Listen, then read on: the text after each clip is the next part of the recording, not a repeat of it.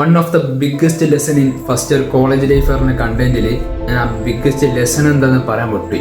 ഒന്നുമില്ല, ഈ സ്കൂളുകൾ കഴിഞ്ഞിട്ട് നിങ്ങൾ ഒരു ഹയർ എഡ്യൂക്കേഷന് പോവുക. അപ്പോൾ അതിൻ്റെതായ കുറേ കാര്യങ്ങൾ പഠിക്കാനുണ്ടാവും. അതായത് അവനാനുള്ളൂ.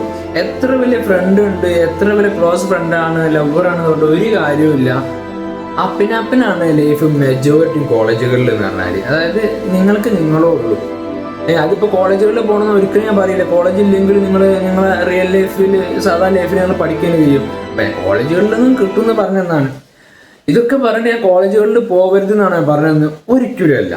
ഇത് ഇങ്ങനൊരു സൈഡ് കോളേജുകളിലുണ്ട്. ഓക്കെ, പിന്നീട് മറുവശത്ത് മാസമായിട്ടുള്ള പൈങ്കിളിയായിട്ടുള്ള മധുരമാർന്ന മറ്റു വശങ്ങളുമുണ്ട്.